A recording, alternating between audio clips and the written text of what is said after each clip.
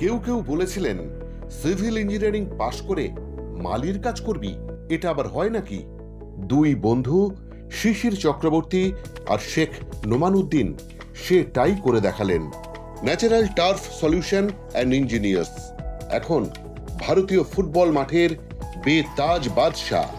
আমাদের ইঞ্জিনিয়ারিং হওয়ার পর সিভিল ইঞ্জিনিয়ার মানে শুধুমাত্র বাড়ি বা রাস্তা, রোড, কনস্ট্রাকশন, কিন্তু বিভিন্ন দিকেও যাওয়া যায়। তো স্পোর্টসটাকে ভালোবেসে স্পোর্টস ফিল্ডে আসা আমাদের। খেলাকে ভালোবেসে মাঠে আসা, অন্যভাবে বাঁচতে চেয়েছিল দুই বন্ধু।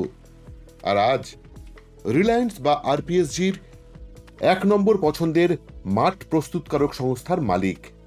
ওয়েস্ট বেঙ্গল ইউনিভার্সিটি অব টেকনোলজির দুই অভিন্ন হৃদয় বন্ধু নিজেদের করে তুলেছেন একটা ব্র্যান্ড।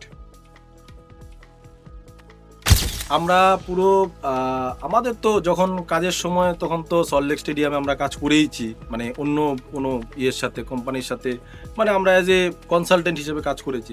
আমরা নিজেরা করেছি হচ্ছে বড় বড় স্টেডিয়াম হচ্ছে গিয়ে ফাতোরডা স্টেডিয়াম, জওহরলাল নেহরু স্টেডিয়াম যেটা গোয়ার, ওটা আমরা এএফসি চ্যাম্পিয়ন্স লিগ সেই সময় করেছিলাম। প্লাস আইএসএল এর সময় আমরা বাম্বুলিম স্টেডিয়ামের কাজ করেছি। এই জাস্ট কিছু রিসেন্ট একটা বড় কাজ করেছি আমরা কোচিতে জওহরলাল নেহরু স্টেডিয়াম, কাল্লুর স্টেডিয়াম যেটা, তো সেখানে মেসি আসার কথা ছিল, মেসি খেলার কথা ছিল। তো যাই হোক, আনফর্চুনেটলি ওই খেলাটা হয়নি, ওটা পোস্টপোন হয়েছে, পরে হয়তো হবে। কিন্তু ওই মাঠটা আমরা রেডি করে দিয়েছি, আমরা একদম টপ নচ, মানে টপ নচ বলতে টপ নচ যেটাকে বলে, মানে ওই জায়গাতে এনে আমরা রেডি করেছি। তখনকার জামানায় একটা ছিল যে মাটির গ্রাউন্ড হতো, বা বৃষ্টির সময় কাদা হতো, সমস্ত কিছু। কিন্তু যখন ফুটবলটা ধীরে ধীরে ডেভেলপ হচ্ছে, তখন তো আমাদের গ্রাউন্ডটাও ডেভেলপ করতে হবে। যে গ্রাউন্ডের মধ্যে আন্ডারগ্রাউন্ড সিস্টেম যে হয়, এটাই মানুষকে বোঝাতেও আমাদের ফার্স্টের দিকে অনেক কিছু অসুবিধা হয়েছিল। সত্যি বেশ কঠিন ছিল দুজনের কাজ। ফুটবল মাঠ তো একটা বিজ্ঞান। একটি আয়তকার খণ্ড জমি হলেই ফুটবল মাঠ হয়ে যায় না। এদেশের কে বা বুঝতো সে কথা? আন্টার্কটিকাতে ফ্রিজ বিক্রি করার মতো অসম্ভব কঠিন কাজটাই করলেন মহেশতলার দুই তরুণ তুর্কি।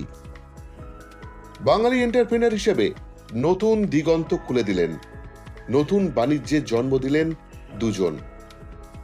30 জন কর্মচারী রয়েছেন তাদের সংস্থায়। সবারই ইএসআই, পিএফ, বোনাস রয়েছে।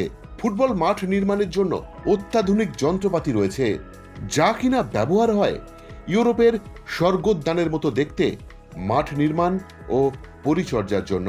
আচ্ছা, ভারতের ফুটবল ইউরোপের মতো কবে হবে আমরা কেউ জানি না আদৌ হবে কিনা। কিন্তু Bernabeu, Camp Nou, Old Trafford, Wembley বা অ্যালিয়ান্স এরিনা কি বানানো সম্ভব?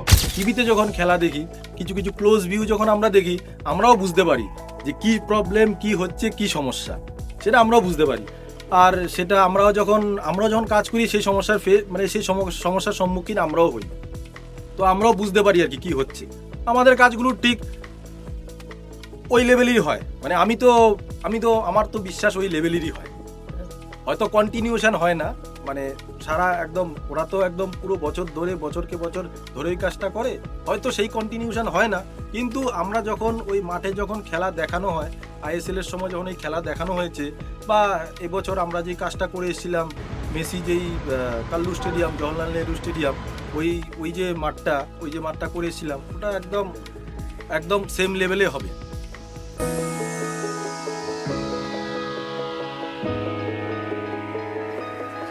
চারিদিকে ধর্মীয় অসহিষ্ণুতার আবহে নোমান আর শিশিরের বন্ধুত্ব ঘাসের ডগায় দুফোঁটা শিশিরের মতো পবিত্র।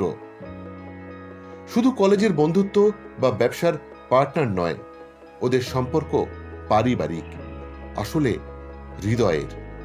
পার্টনারশিপ বাণিজ্যের এক নতুন উদাহরণ তৈরি করলেন দুই বন্ধু। বন্ধুত্ব মতারমিল হতেই হবে। আমি নোমানকে বলে দিয়েছি, আমি যখন মাথা গরম করে তোর সাথে গালাগাল দেবো, গালাগাল শুনে নিবি, ব্যাস, কিচ্ছু করতে হবে না। তোর যখন মাথা গরম, তুই আমাকে গালাগাল দিয়ে নিবি, শুনে নেবো। এই হচ্ছে আমাদের মেন কেমিস্ট্রি, আর অন্য কিচ্ছু না। বন্ধুত্বের মধ্যে আর ঝামেলাটা কি করবো বলো? ঝামেলা তো এই, ব্যাস, মানে আমি রেগে গেলে নোমান সরি বলে দেবে, যে নোমান চুপচাপ করে শুনবে ঠান্ডা মাথা, নোমান রেগে গেলে আমি শুনবো, এই ব্যাপার, আর অন্য কিছু না। পারিবারিক রিলেশন খুবই ভালো, নোমানের বাড়িতে আমি যাই ঈদের সময়, তো নোমানের বাড়িতে গিয়ে খাই, বিরিয়ানি খাওয়ায় কাকিমা, বিরিয়ানি আমাকে খাওয়ায়। আমি বিরিয়ানি খেতে খুব পছন্দ করি, কাকিমা নিজের হাতে রান্না করে বিরিয়ানি খাওয়ায়। আমাদের বাড়িতে পুজোর সময় নোমান আসে। এই অখণ্ড ভালোবাসাই ওরা রোপণ করেছে গোটা দেশের সবুজ ঘাসে। তাই ফুটবলের এই পোড়া দেশের ফুটবল মাঠগুলো সবুজে সবুজে ভরে যাচ্ছে। নোমান আর শিশিরের এই সাম্রাজ্য বিস্তারকে কি সবুজ বিপ্লব বলবেন না?